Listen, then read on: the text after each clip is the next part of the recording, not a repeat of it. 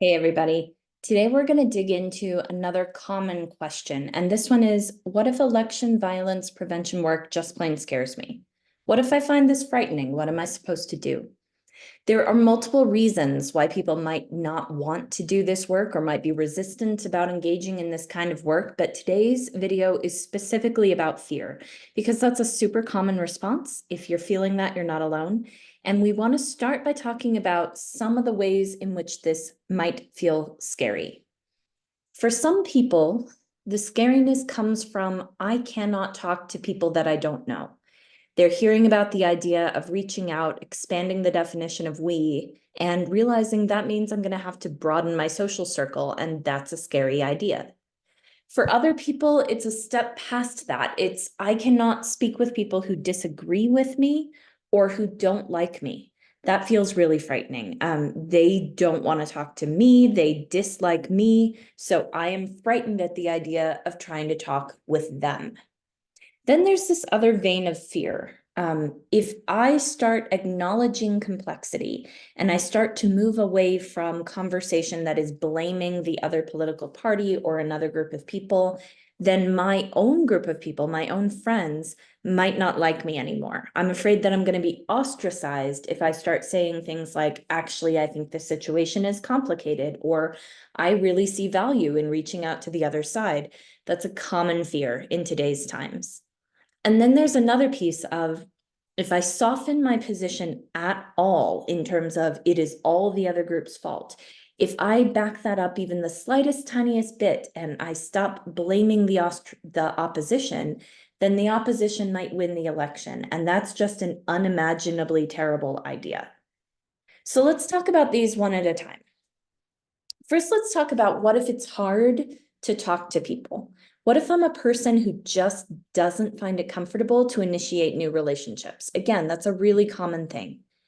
Let's start by saying you do not have to do the scariest thing.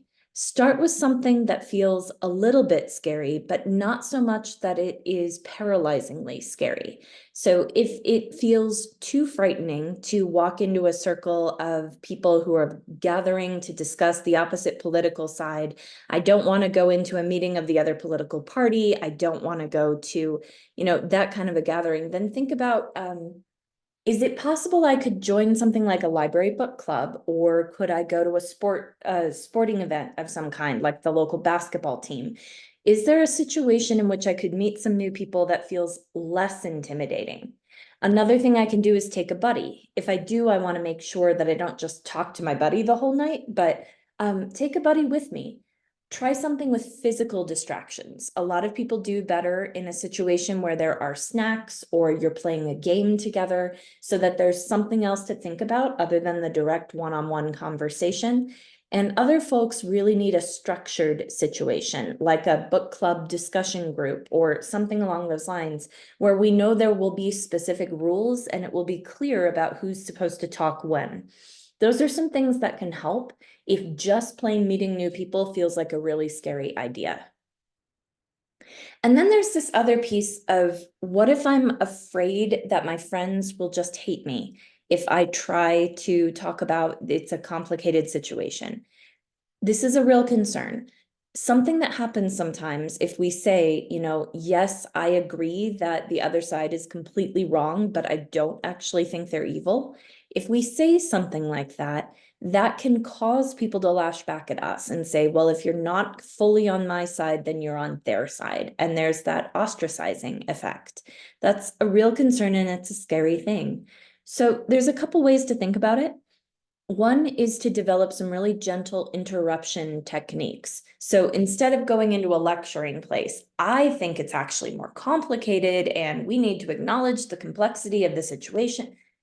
That's not going to go over very well, but there are some other ways we can do this. Like, I wonder, if I phrase a sentence that way, like, I wonder if that's really what the other side is thinking, then I'm in a wondering place and not a lecturing place, and that can kind of help. Or I might say, I agree with you about what you just said. And also, or do you think it's possible that, or even, this is my favorite, I'm not sure this conversation is helping us. Like that's when we get into a situation where we're criticizing the other side and we're getting really deep into it and really starting to say some scary othering type things. I'm not so sure this is helping us. The other thing we can do about this one, honestly, is just to accept the risk. This is the way that we disrupted a reactive environment, is we say, I'm not going to allow myself to be in situations where I'm just letting the fear and the anger and the blame take the lead.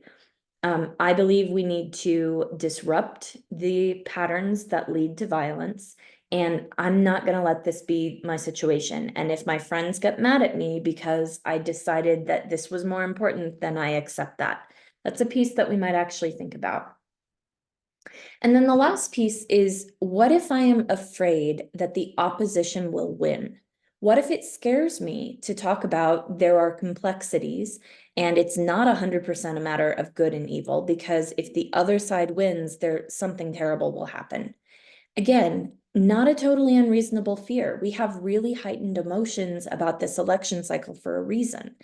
But first off, your candidate is probably not that fragile. If you speak honestly about your own side and the fact that there are some problems with your side too, your candidate probably isn't going to lose because you said that. That's very unlikely.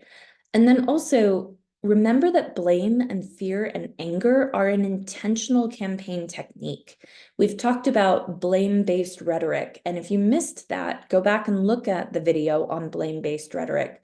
When politicians are trying to run for office, a lot of times they are intentionally ramping us up and making us fear and anger and blame one another. And that can get them votes, but it also creates an environment that is more likely to lead to violence. And so if I remember that, I can say, you know, I'm going to support my candidate's positions 100% because I believe in the positions, but I'm not going to support the rhetoric because the rhetoric is dangerous. And then there's this other thing where we can just make a decision of conscience and say, I know which candidate I prefer. I know who I'm going to vote for. And then I'm going to talk honestly about the situation. And if it's necessary to be critical, I'll be critical. And when I can support them based on their real positions, I will support them based on their real positions.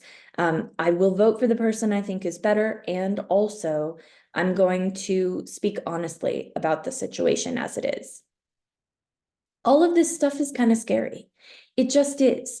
We don't ever have to put ourselves in a situation of literal danger to do election violence prevention work. It's not like that. It's not like you're stepping directly in front of the person who is about to commit a violent act.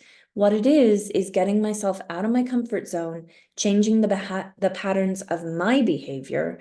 And if I can do that, I can hope that I'll influence and disrupt the patterns in the environment around me, so that collectively we will be more likely to avoid election violence in 2024 or 2025. Next time we speak with each other, I'm going to talk a little bit about working on common goals and why working on common goals is such an incredible thing in terms of power for a more peaceful society.